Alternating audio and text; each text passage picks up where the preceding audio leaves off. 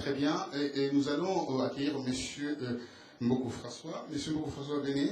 Vous êtes le président de l'UDC, l'Union de Congolais de la diaspora. Vous avez 10 minutes, pas plus. Et après, nous allons passer à M. Fites, M.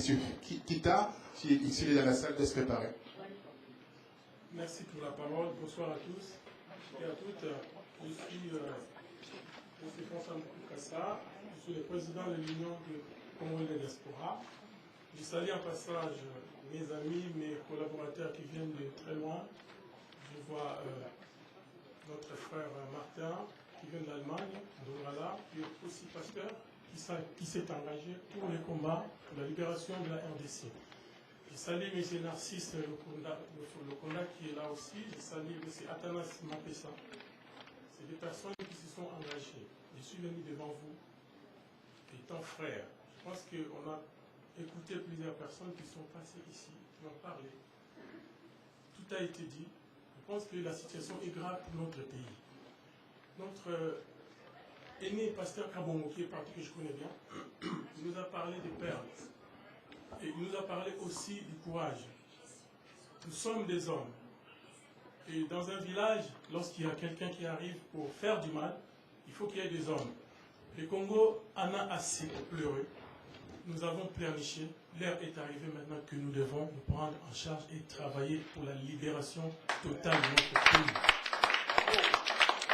Aujourd'hui, je viens devant vous, avec beaucoup d'humilité, vous demander juste votre soutien pour que nous puissions avancer ensemble. Vous êtes des perles, vous êtes de l'or. Il faudra maintenant que nous puissions aller pour libérer notre pays. Et moi, j'ai ce courage-là ce soir pour vous dire que je suis prêt. Je demande tout simplement votre aide pour que notre pays soit libéré. Mes frères, mes sœurs, mesdames, messieurs et demoiselles, je tiens d'abord à remercier les organisateurs de ce forum et vous tous qui êtes présents. Mes chers amis, je veux m'exprimer au nom de la diaspora congolaise. Nous avons suivi avec beaucoup d'attention le discours éloquent fait par nos prédécesseurs.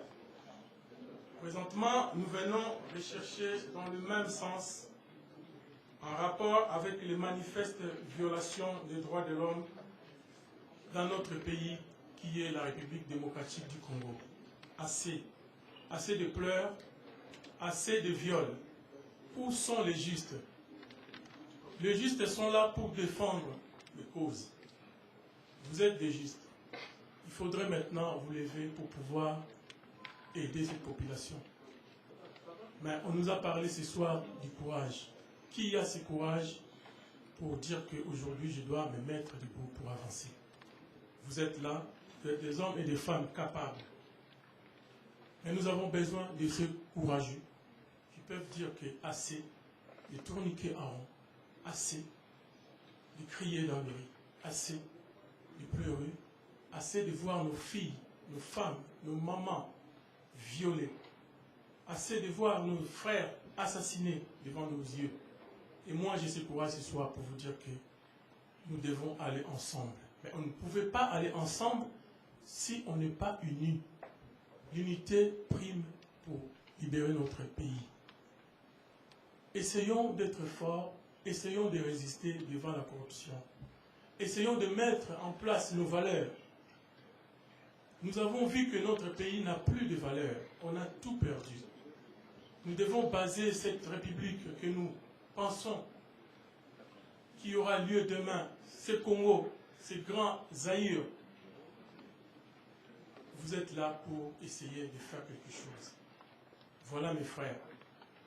Je suis venu encore devant vous. Vous citez que nous avons un mouvement. Nous sommes dans l'ICD, l'Union de Congolais de la diaspora. On ne va pas tout simplement crier chaque fois, mais nous apportons aussi quelques solutions, quelques propositions. Nous voulons tout simplement que nous puissions avancer ensemble. c'est vrai, il y a des figures, il y a des personnes qui sont là, qui peuvent faire quelque chose. Mais pourquoi nous n'arrivons pas? Parce que nous sommes divisés. Et ce soir, je me permets, avec beaucoup d'humilité, de vous demander l'unité. L'unité fait la force. Martin Luther King a dit, tout simplement, nous sommes obligés de vivre ensemble, comme des frères, sinon nous mourrons comme des idiots. Voilà mes frères, je pense que le dialogue doit absolument se tenir à Kinshasa et dans les conditions de neutralité. Ça, c'est parmi nos propositions. La MONUSCO devra assurer la sécurité de la ville de Kinshasa durant toute la période du dialogue national en concertation avec le commandement neutre des forces de défense et de sécurité. L'Union des Congolais de la diaspora exige ardemment à la participation des forces de la résistance populaire dans tous les processus du dialogue. La Constitution, c'est la loi fondamentale d'un pays. Il faut éviter la révision. C'est l'expression de la volonté du peuple. La diaspora doit avoir le droit de vote. Il se trouve à l'intérieur comme à l'extérieur. Arrêtez la politique du ventre, la jouissance. Arrêtez d'enseigner comment violer la Constitution au lieu d'expliquer comment la protéger. Joseph Kabila, c'est le nom d'emprunt qu'il porte. Ce monsieur est venu dans notre pays. Nous ne connaissons pas d'où il sort. Mais maintenant, nous avons compris que c'est un imposteur que nous devons chasser de notre pays.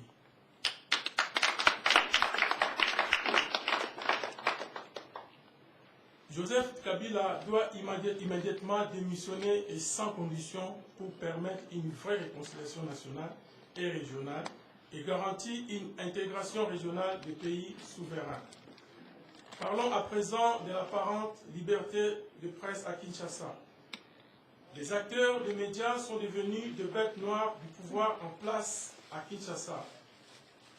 Les récentes tracasseries qu'ont connues M. Eliezer, animateur de Tokomiwapi, nous prouvent à suffisance combien le pouvoir à Kinshasa déteste une presse objective. En entendre les propos de M. Eliezer, nous devons déjà savoir qu'un bain de sang se prépare dans toutes les grandes villes du pays, dans l'unique but de maintenir en place le pouvoir actuel. Les journalistes assassinés du Nord et Sud Kivu sont des martyrs du métier et faisons en sorte qu'ils ne soient pas oubliés.